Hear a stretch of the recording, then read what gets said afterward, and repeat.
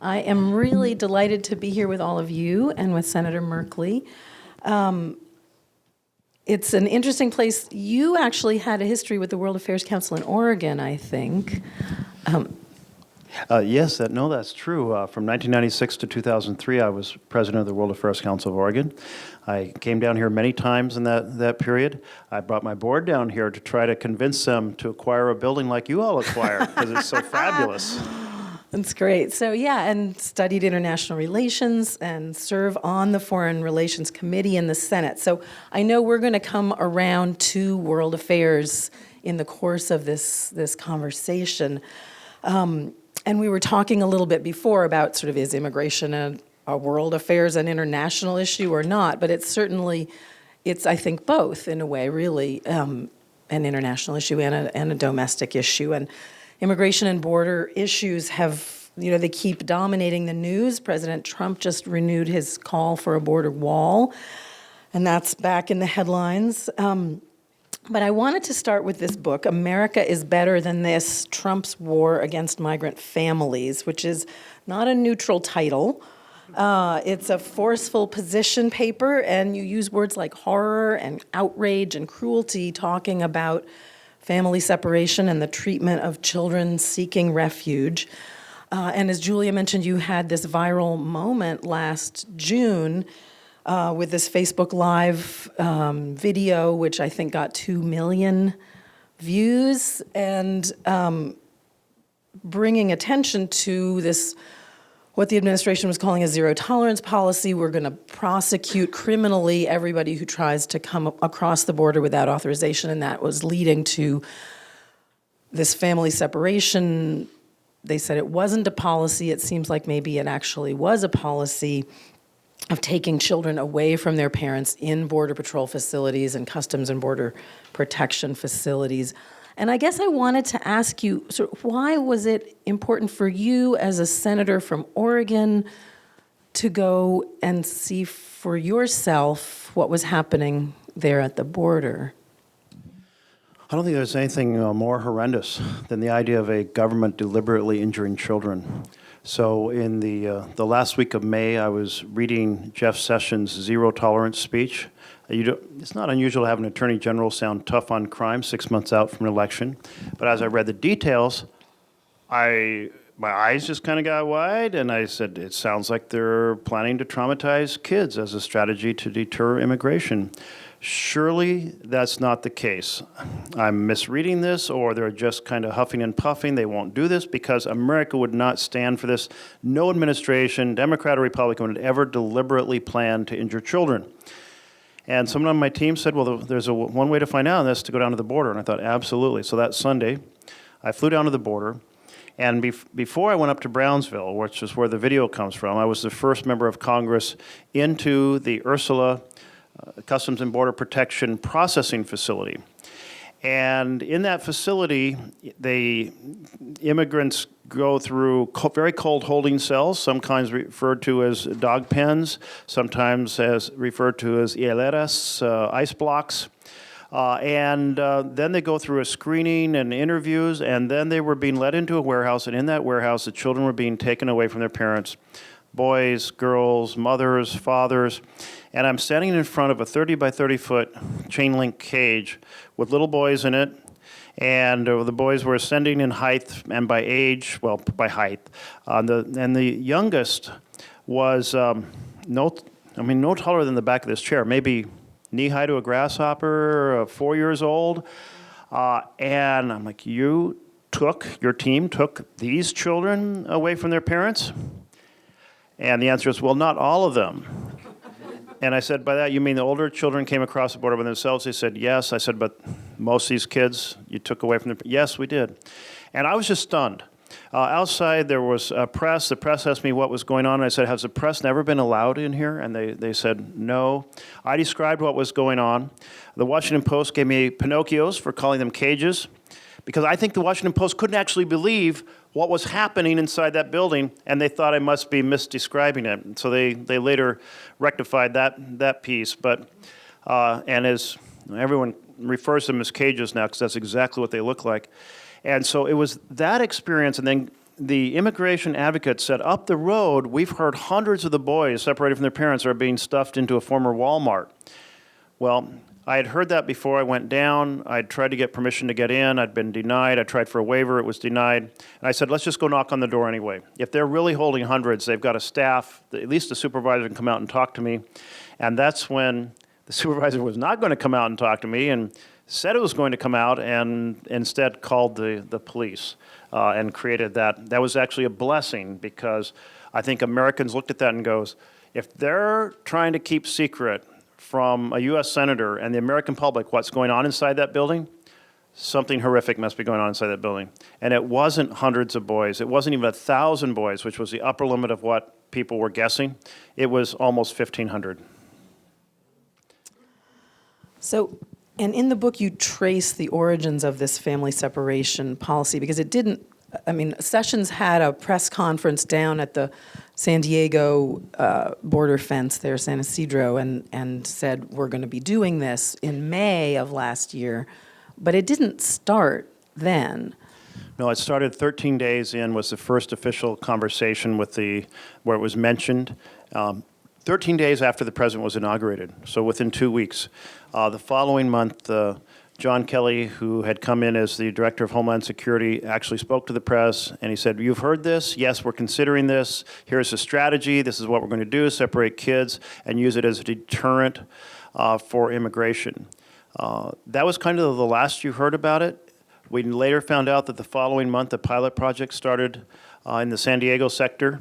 It remained very quiet, I think because the administration was rightly concerned about the reaction of Americans finding out what they were doing to kids. So there were several people who heard rumors, asked the administration about it. They were told, no, nothing like that's happening.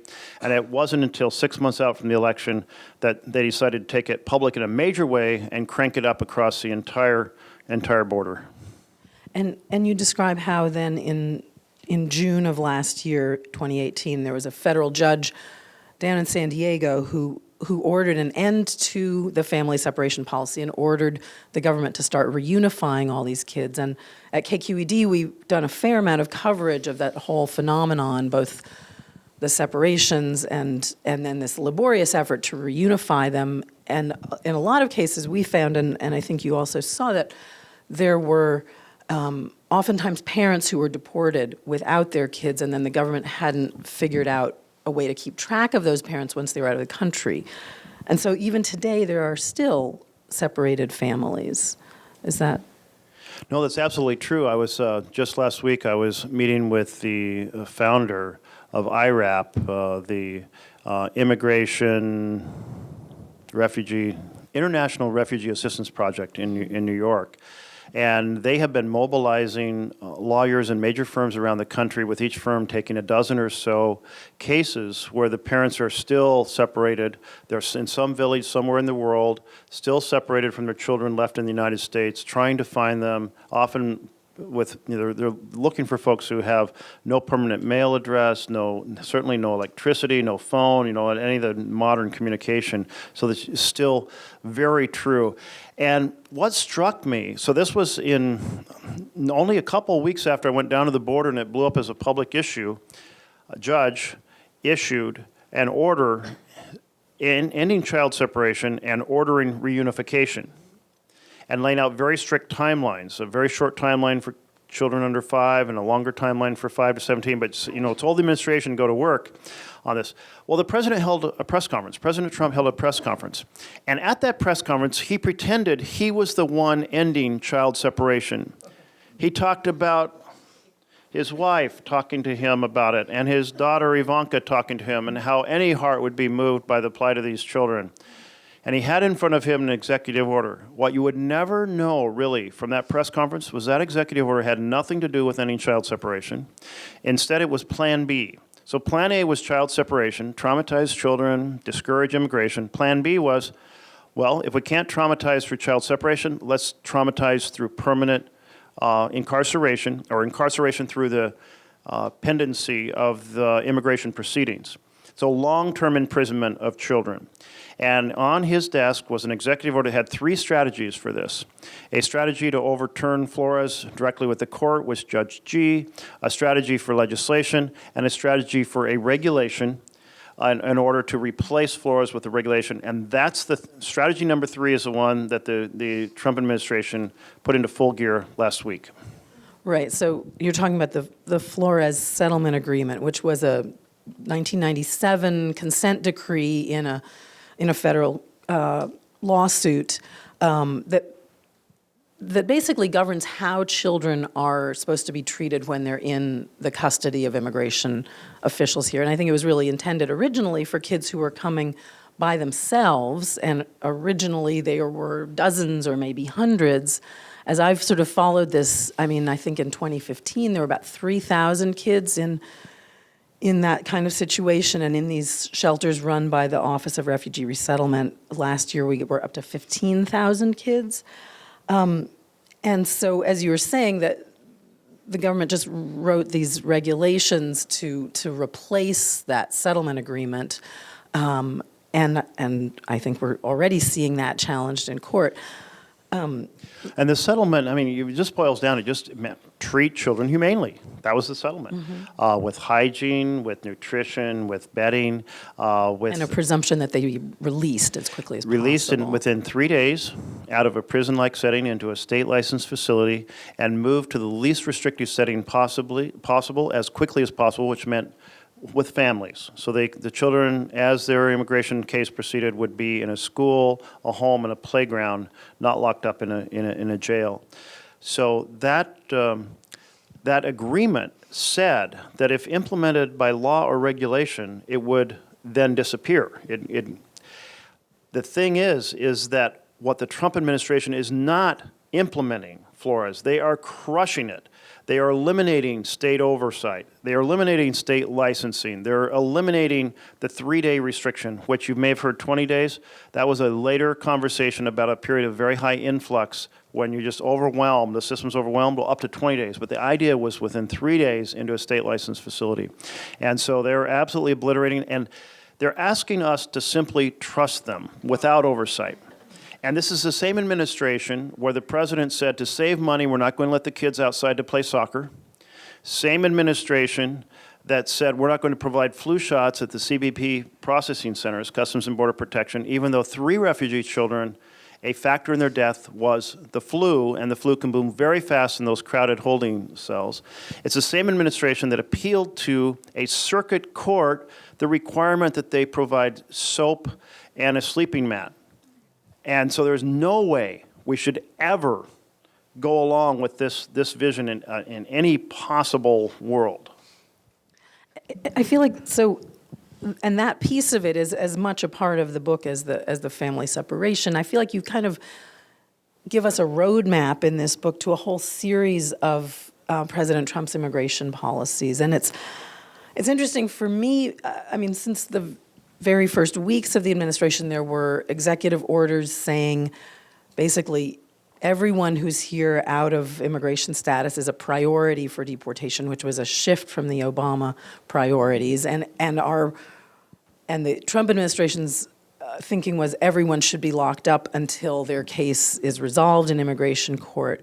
And going from there, we've had this Muslim travel ban, we've had the effort to end deferred action for childhood arrivals, the DACA for Dreamers, we've had restrictions on immigration, then as you say, this effort to get rid of the Flores settlement agreement. I feel like as journalists, we're kind of reacting all the time, and it's this sort of helter-skelter kind of response, but you are sort of seeing it as part of one coherent narrative, like parts of one story. Well, I certainly wanted, I feel like we do see these headlines, like last week, administration won't give flu shots at the facilities. And it's like, oh my goodness. And like every week it's an oh my goodness story.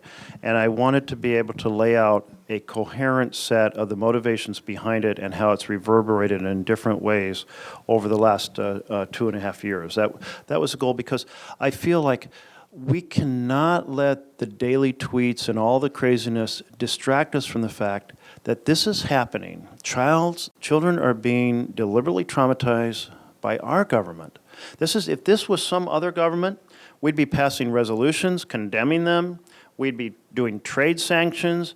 We'd be taking them to the UN Human Rights Commission. We'd be saying, what happened to that country? How horrific. That would never happen here in America. But it's us. And so we are the only ones who can stop it. So this is both, I wrote this book both to try to create, as you put it, a roadmap. I think that's a good word, to understanding this set of issues, and to say, let's keep attention on this and let's put an end to it. And you don't mince words. I would say you talk about these shelters for unaccompanied kids as child prisons, as gulags, and the family ICE detention facilities as internment camps. And you've actually gone to visit, I think, one of those. So that sounds pretty inflammatory. What basis do you have for those? Well, let's start with the internment camp. Yeah. Okay. Internment camp is a term for locking up families for an extended period of time. So Dillian Carnes are currently locking up families for a short period of time because Judge G did apply Flores to these family prisons, so they're only supposed to hold them for 3 days or up to 20 during a period of influx. And what the administration wants to do is say, well, let's take the time limit off that. It looks very much like Japanese American internment camps. Families being locked up, indefinite, not knowing how long you'll be there. It could be many years if your immigration case is many years. I think internment camp is exactly the right term. Senator Hirono is the only member of the U.S. Senate who is an immigrant. And when her mother brought her from Japan, her brother was left behind. And it reminds me of the parallel between a family, a little girl named Jacqueline and her mother Albertina, and I brought them to the State of the Union. And they were separated at the border. They were separated for 2 months. Jacqueline watched her mother being taken away in chains, in the full set of chains, never knowing if she'd ever see her again. They had no idea this was coming, and they had no communication with each other. It was eventually they were reunited when the court judgment came down that this had to end and you had to reunite. The mother was released instantly, but then she had to go through a legal process to gain access to her child. So they came to the State of the Union. It was last January. It was Jacqueline's 12th birthday. We held a birthday party for her. I asked her, if you could say anything to the president, what would you say? And she said, I would say, Mr. President, end this most cruel law. And I thought that sums it up, kind of not just child separation, but the whole strategy of the administration. And so I titled the prologue that. But the parallel down in the basement is we're going back to my office. We run into Senator Hirono. Okay. And Senator Hirono, she had to leave. Her brother had to be left behind when her mother fled. And Albertina had to leave behind her 2 sons in Guatemala when she fled with her daughter. And she fled with her daughter because she had gone through the experience, Albertina had gone through the experience of basically being forced into being a sex consort with a gang. And her daughter was turning 12, and she felt that she was the most vulnerable. This was going to happen because the gang controls the neighborhood. And she said, I have to save my daughter. The boys are younger. I can put them with my sister. But I mean, the president, I think, thinks that people are just kind of wandering towards America because they're looking for a better job. So many people are fleeing because of violent persecution. And the street gangs and the drug cartels, they get their money by selling drugs in the U.S. They get their guns from the United States of America. So let us not pretend there's no connection with the forces that have overwhelmed the traditional institutions of justice and social welfare in the Northern Triangle. Well, and that gets to some of these questions about, why people are coming, but also, the reality is that there are a lot more asylum seekers today than there have been in our recent history. that migration flows, I mean, in the 15 or 18 years, whatever I've been covering immigration, unauthorized immigration or people coming to the border has really changed from Mexican, primarily men and women looking for work here, to primarily Central American families, and we've also seen people from other places, from Africa and other kinds of places, Brazil, but primarily these Central Americans who are coming as teenagers or as parents with small children, and it's a really different dynamic.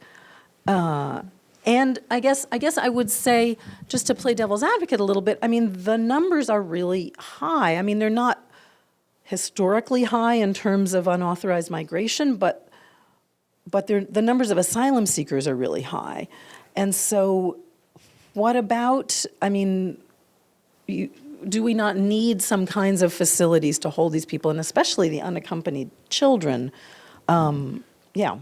So you're absolutely right that the character of immigrants has changed, it was primarily Mexican men coming for work. Mm-hmm. From 2009 to 2014, there was actually a net outflow of Mexicans in America. More left to go to Mexico than came to the United States. Very different than the picture the administration might paint. But during those years, 2009 through 14, really the gangs took hold, the drug cartels took hold in Central America. In addition, you've had 3 years of drought, so you have massive hunger, you have a high birth rate, and so you have a lot more people coming of job age than there are jobs. You have the highest murder rates in a country not at war in the world, in those 3 countries, because of the direct conflicts between gangs, but also because of the gangs being quite willing to kill people who do not turn over their money. So those are all powerful pressures. Because you're now talking families fleeing rather than men seeking work, yes, that means there are more asylum seekers because they are in the asylum category rather than I'm trying to get a job category. But we have had asylum seekers over our history where we have not treated them as criminals or not deliberately abused them. And that there's no reason to deliberately abuse people now. We have a system of asylum that is, the burden of proof is on the individual. And it's hard. It's hard to win your asylum case. Depending on the sector and depending on the moment, maybe 15 to 30% win their asylum case, and the rest are deported. But from the moment somebody arrives fleeing persecution and says, I'm seeking asylum, to the moment that they are adjudicated, they should be treated with respect and decency, not deliberately injured or traumatized. But let's go to the question about the internment camps. The president says, well, we know that a family will flee if they are not locked up. And that is a complete lie. We had a family case management program, and it had families placed with sponsors awaiting their asylum hearing. And it's had 2 inspector general reports on it, both by the Trump administration. The Trump administration did not publicly release the second one because they didn't like the results. Both reports said 99% of the families with the case manager show up for their check-ins and their hearings. Picture a refugee family. They stay a while with one family, then there's another relative who says, well, we can put you up in the basement for a while, and then well, we need to find a school, so we've got to shift over here, and they don't have phones, and they don't have a permanent mailing address, so if you don't have a case manager staying in touch, they don't even know when the hearings are occurring. So you would think if the administration had integrity and said they want people to show up, they would expand the family case management program because with case managers, people show up. But what did the administration do instead? They canceled the family case management program because it worked. And their goal is political, to drive a political conversation, and they didn't like the fact that this program and the evaluations of the program by inspector generals said that they were simply wrong. So and that's what we should be doing. We should be using the case family case management management system program. to let people know. And we should have how enough- to navigate the system. Yeah, and people, if they're going to present their case on a timely basis, they need to have legal assistance and they need to have a case manager. And that, as I talk to immigration advocates, people think if you have guidance and time to get documents from back home and put together the presentation, you should be able to have asylum hearing within 4 to 6 months. Democrats and Republicans could come together around, if you will, a reasonably short time for an asylum hearing. Not a few days or weeks like some Republican senators have proposed, which essentially means you can't prepare your case, and not having to do it without any legal guidance because you have no idea how to even present a case. Or what American law But says about asylum. Case yeah. management combined with the ability to present your case in 4 to 6 months. And if you don't win your case, you are returned. That is the system. So it's not open borders. It's not catch and release with people not showing up. It's a fair and reasonable treatment of people who are presenting an argument that they're fleeing persecution.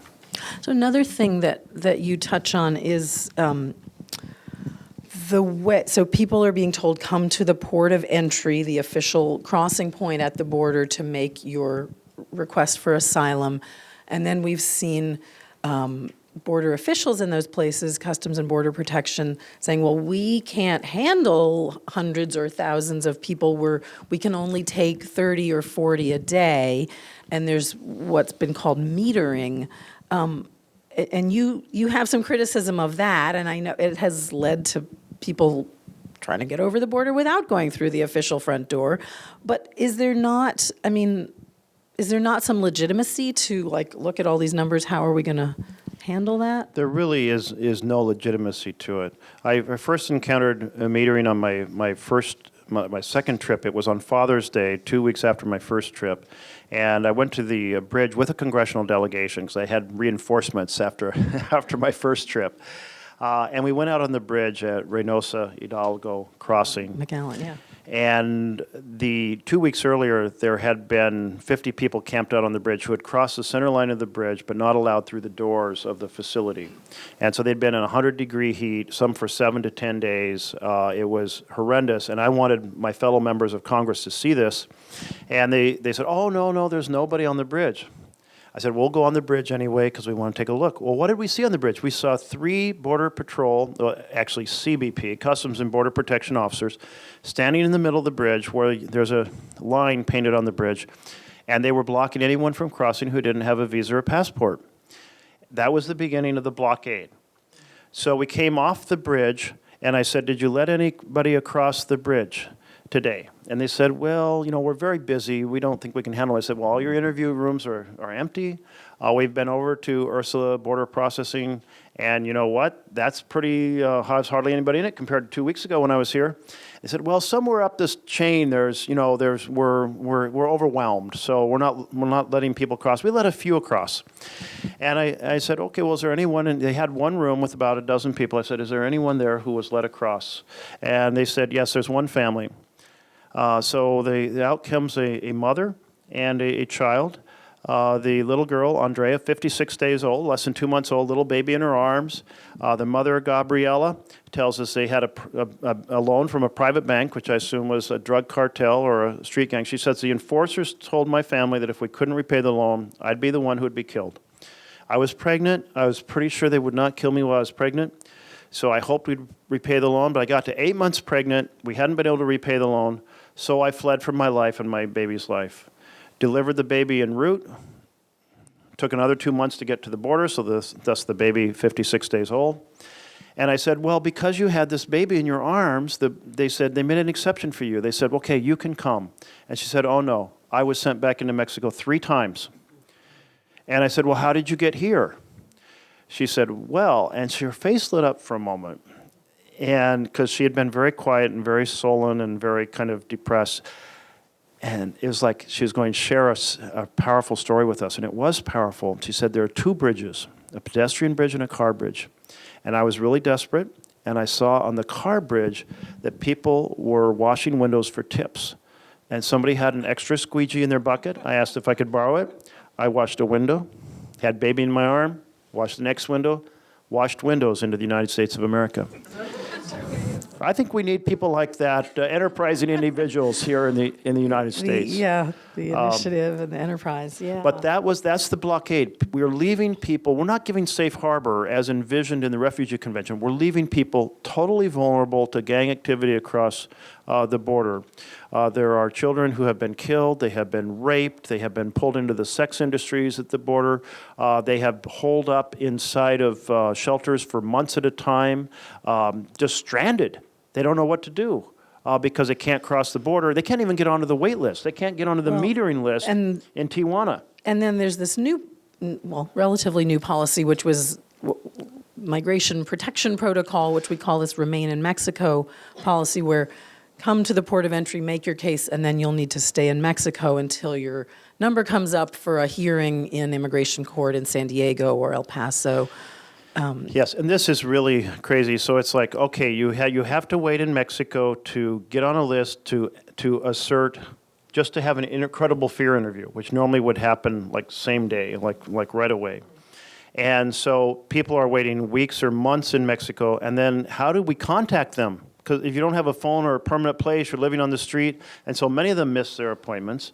But many also, when they do make their appointment and they have a credible fear and they're given, yes, thumbs up on the credible fear, you can now have an asylum hearing, they're sent back into Mexico. Again, often with no money, with no friends or family to provide a support base.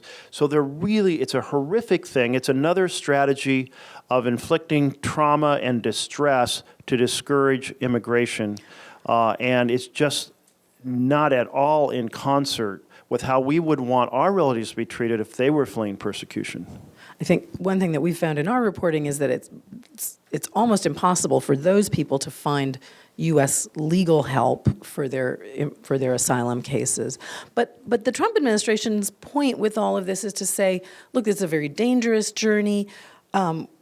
We are trying to deter people, and we're trying to make it not easy because, it's a burden on the U.S. and it's dangerous for these families. What about that argument? Well, this is exactly what the administration has said from the beginning. We are going to inflict trauma to deter immigration. And there is something so dark and evil with that strategy. This isn't like we're going to give people a cold lunch instead of a hot lunch. This is like we are going to put you in incredibly dangerous position, stranded in Mexico. We're going to inflict lifelong trauma on children. We've had hearings where we've brought in the psychologists and how the brains of children are rewired with different hormones when they're imprisoned or separated from their parent. It's deeply, deeply damaging. No one in the administration would want their child or their brother and sister and their children to go through this. They would say, oh my God, that is horrific. But that's exactly what they're doing. And there's a deep racist connection on this. A president who says, Norway? Why can't we have more immigrants from Norway? Or recently, Cuccinelli, working for the administration, says those words on the Statue of Liberty, we all know those were only meant for Europeans. So you see this coming out time and again. And I just want to emphasize, my argument is not that we have an open door. My argument is we have a coherent immigration system, but while people are waiting for their hearing, they be treated with respect and decency. I want to ask you how you got to this issue, because you've before you got into politics, you worked on affordable housing, you worked on nuclear weapons policy. In the Senate, you've worked on Wall Street reforms with the Volcker Rule and the Dodd-Frank bill and curbing predatory lending. You're on subcommittees on rural affairs and agriculture and the environment, prescription drug costs. But why this and why now? So I'm a blue-collar kid from a little mill town. My parents felt you treat people decently in the world. And my mother would say, do your best, do what's right, and never, ever step on anybody else to get ahead. Can you imagine how President Trump would be transformed after 10 minutes with my mother? And so when I was in college, I was trying to figure out what am I going to do with my life. We have this short little lifespan on planet Earth. How am I going to use it towards some good? And I was flailing about, wrestling with this. And then I had an internship with Senator Hatfield in D.C., which was opening my eyes to the power of public policy. I'd been an exchange student in West Africa as a 16-year-old living in a village, and that was a powerful experience. A great story about eating a giant snail. Yes, the largest tree snails in the world, a foot long, are in Ghana. And if you see one on your very first meal in the middle of the stew, it looks like a giant slug. And my host mother was very happy to plop it onto my plate, and I couldn't eat it. And I felt so bad about failing to rise the challenge that before I left, I borrowed a bicycle and went off to a little circle of huts where I had met somebody that still had some snails or might have, and I got one and got my host mother to cook it because she'd refused to cook another one after I rejected the That's the a first. very good guest. So I then dropped out of college to be in D.C. at the start of the Carter administration. I wanted to see how this all works. So I was a waiter at a restaurant, and I was a hotel desk clerk while I watched this new administration start tackling problems. And it's while I was there that I said, I want to study international relations and somehow take on world poverty. So that was the beginning of that Idealism journey. of the 20-something. And thus came 2 summers in Mexico, traveling through Central America, a summer in India, and I was graduate school, I studied economic development. I'm out of graduate school, I'm at the United Nations, I'm saving up money because I don't want to do a mathematical analysis, which I was doing in DC for the World Bank. I wanted to be doing education and health and nutrition on the ground overseas, so I'm saving up my money. And in one of those complete moments you don't expect, I was hired as a presidential fellow and to work on strategic nuclear policy and for Secretary Weinberger under the Reagan administration. And I couldn't believe they hired me. The interview, they had a kind of an arc of admirals and generals and high civilians and a kind of a light on the seat. And the first question is, why would it ever hire you? You worked for the Quakers in Mexico. They have a peace testimony. You're connected to Senator Hatfield, and he votes against all the defense appropriation. And I was thinking the same thing. Why would you ever hire me? And when they did hire me, I thought the biggest threat to the planet is nuclear war. We were on a hair trigger with some very close calls, and I felt morally compelled to work on that in the 1980s.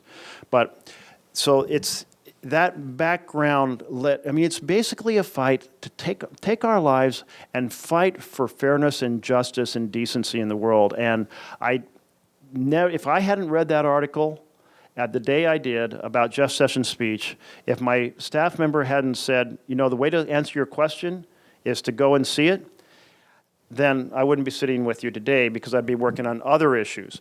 But that's the way it unfolded, and I felt compelled, like I cannot morally turn away from what my government with our money on our land is doing. I'm imagining that those early travels in Mexico and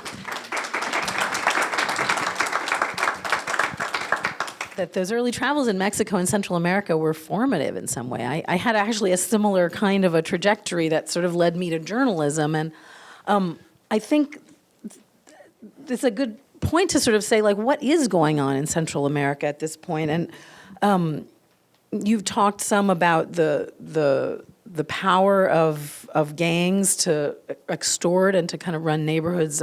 Sonia Nazario, who was an LA Times reporter and wrote this book, Enrique's Journey, a bunch of years ago, had a piece in the New York Times recently, I don't know if you saw it, but about the sort of the layers and the depth of corruption in Honduras in particular she was focused on. But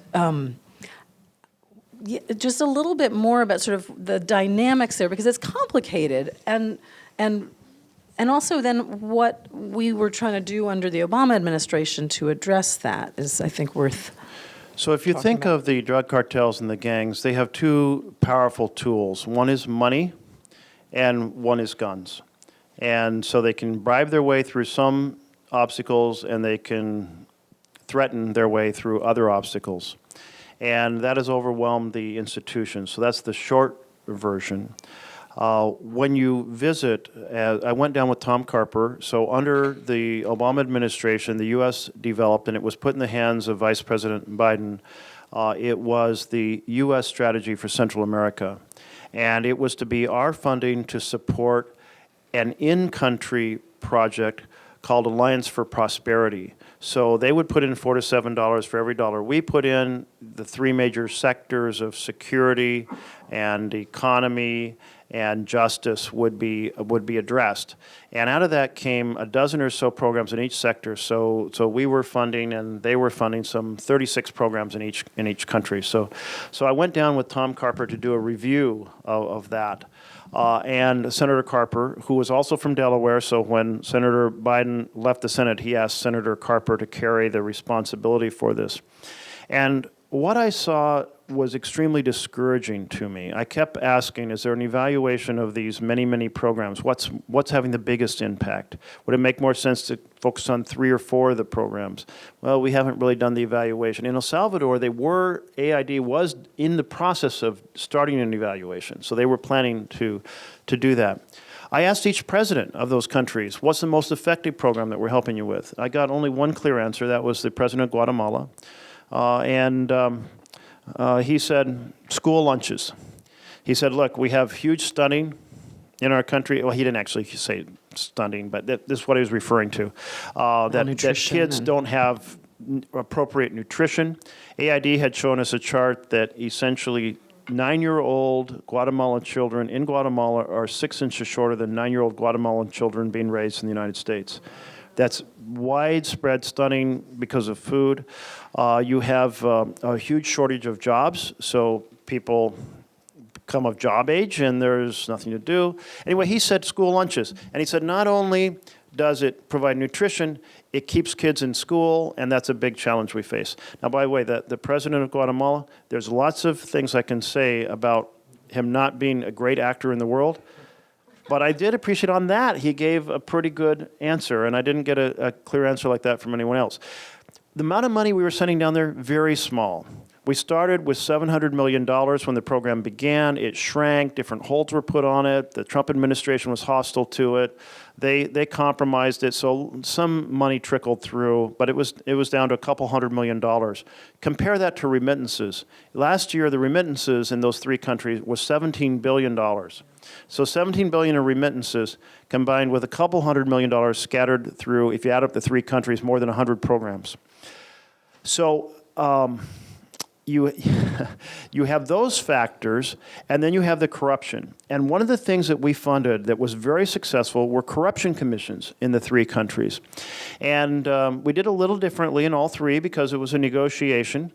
But the Corruption Commission in Guatemala was very public and very effective. It was helping the Attorney General, so it wasn't actually deciding who to prosecute, but it was providing modern tools of criminal research, wiretaps, and investigation, and suddenly the president's brother is being investigated, and suddenly his son is being investigated. He ran on a motto, and the motto of his was, let's see, ni corrupto ni ladrón, neither corrupt nor a thief. Well, so he decides that this corruption commission has to go. And he partners, his team gets involved with the businessmen who hate this thing as well, and they develop a theory, a publicity strategy, to say that this commission is making everyone afraid to sign contracts and is damaging the economy. So really the commission should be put in jail for damaging the economy of Guatemala. And then they hire 2 lobbyists, 2 lobbying firms, one in Indiana, one in Guatemala, one in Florida, one to influence legislators from Florida, one to influence the Vice President Pence, pay them $80,000 a month to do this. And suddenly, Republicans are coming out saying, we've got to stop this corruption commission down in Guatemala. Well, and President Trump had just not that long ago said, like, Central American governments aren't playing ball with me. I'm going to cut this funding. What's the status? Did that actually happen? Yeah, so that is just like the most idiot saying. So, I mean, he said, well, we'll compel them to get tougher on immigration by cutting off this funding. Well, first, we aren't sending very much in funding. And second of all, when you compare that to remittances, it's just not going to be influential. If we want, and the third is it presumes that they have the power to change what's going on in the country, but these institutions are not strong, not powerful, not effective, and so they don't have that power. Mexico has stronger institutions. They sent down a lot of military to patrol the border with Guatemala, and that did reduce the flow, have an impact. They also cut off the buses that were moving from the southern border to the northern border. That's a policing response rather than That's a policing response. That's right. That's right. So people are still going, and actually, the big surge happened when the president said, I'm going to use emergency powers to seal the border. The coyotes used that and advertised that, and it created a massive surge response. So it actually increased the flow of refugees, saying this is your last second. If you are persecuted, this is your last second to come.